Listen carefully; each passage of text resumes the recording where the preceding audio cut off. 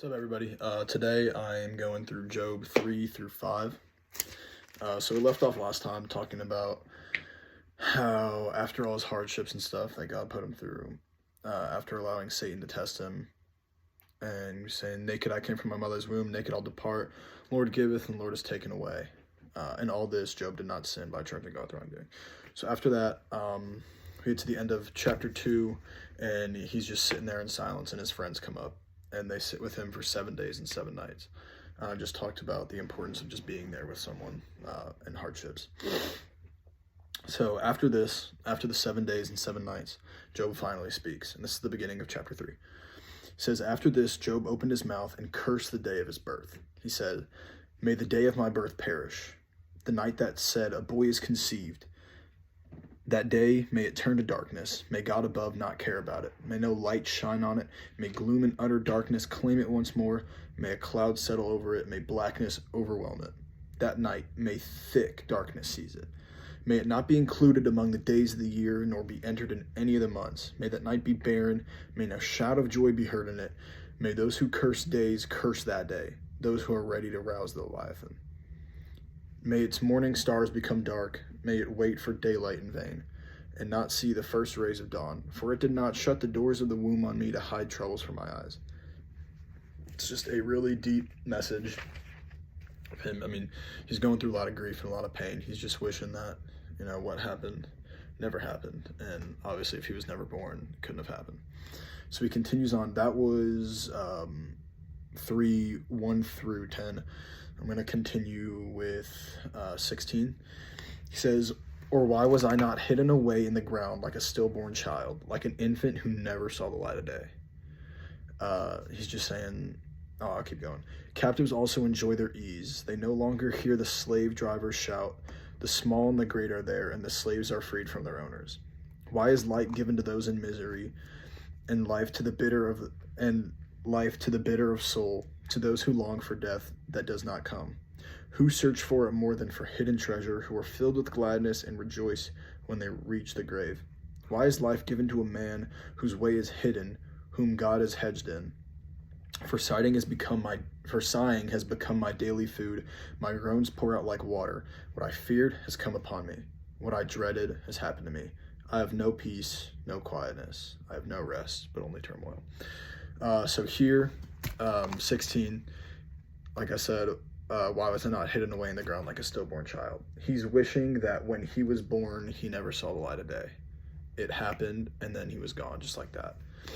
And 18, "Captives also enjoy their ease. They no longer hear the slave drivers shout. The small and the great are there, and the slaves are freed from their owners." It's kind of in the words. He's just kind of wishing. He's not wishing. He's saying, like, when you're dead, it doesn't matter. There are no, you're not a slave anymore. You could be small or you could be great. It doesn't matter what you were. It's over. And he's just talking about that. And then he goes into these questions of why. Why is light given to those in misery? Why is life given to a man whose way is hidden? And this says the final sequence of why questions reflects Job's current miserable state, carrying forward the themes of light and death. Musing on those who dig for treasures, Job anticipates the term in which some of his puzzles will be solved in the poem on wisdom. So he's just kind of regretting everything, looking back at life and just being like, well, why did all this happen to me? And, that happens in life. It happens to all of us. And, there's reasons that we don't know why. But in reality, it's just a plan for God to build us up and test us. And that's basically what Job is about. It's just a big test. And then chapters 4 and 5, one of the guys that was sitting with him, Eliphaz, starts talking after Job does. And he says, "If someone ventures a word with you, will you be impatient? But who can keep from speaking?" And then he tries to encourage him. "Think how you have instructed many, how you have strengthened feeble hands. Your words have supported those who stumble.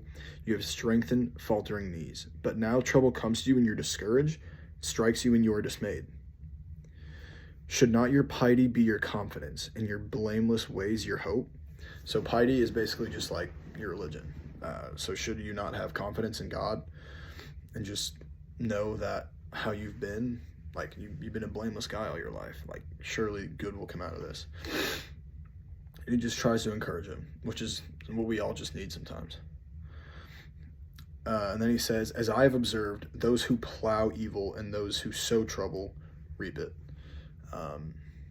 It's basically just saying you do evil, like you'll get what comes back to you.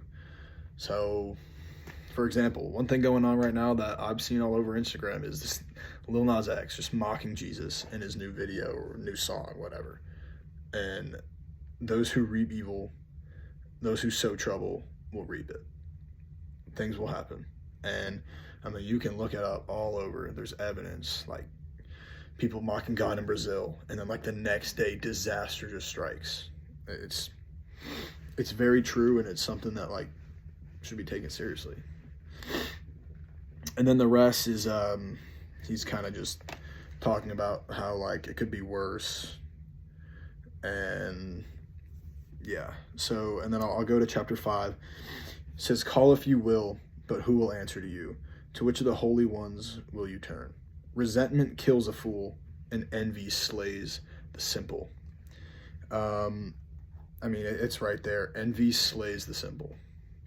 You know, we can all be envious at times, and it's just one of those things that it's going to build up in your mind and it's going to hurt you. Wanting something that someone has and just, you know, taking that, like, why can't this be me? Why can't I have that? It's just going to kill you. It's going to burden you with so much pain. It's just not even worth it. And resentment will kill a fool. You know, just blocking out the Lord. He's trying to help you, and just blocking him out isn't the best way to go about it. And then go 6 to 11. For hardship does not spring from the soil, nor does trouble sprout from the ground. Yet man is born to trouble as surely as sparks fly upward. If I want to read that again because that's just so strong.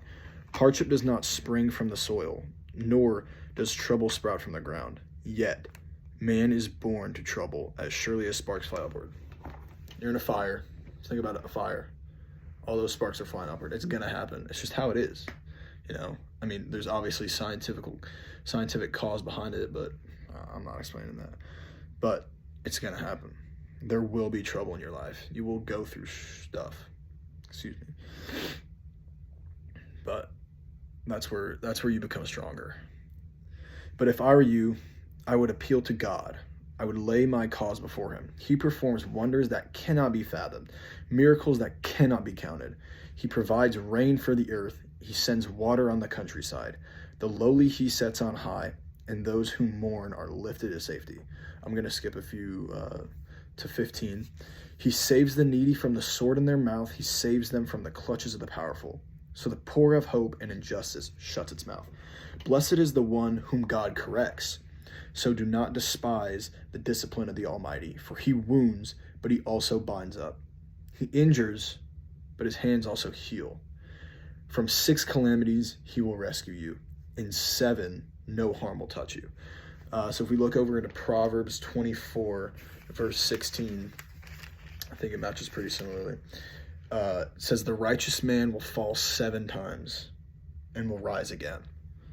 I mean, it's just no matter how many times you get beat down, you always just got to get back up and keep pushing. And one of Denzel Washington's, the actor, one of his award-winning speeches, he says this: fall down 7, get up 8. You started at the bottom, get up. And then you keep falling down, you keep getting back up. And then he says, ease is a greater threat to progress than hardship. Never give up, fall down 7 times, get up 8. Without commitment, you'll never start. But more importantly, without consistency, you'll never finish. Ease is a greater threat to progress than hardship. And if you don't get that, you know, when you're comfortable, you let yourself get too comfortable, that's where you get hurt the most. But hardship builds you stronger and it builds you up.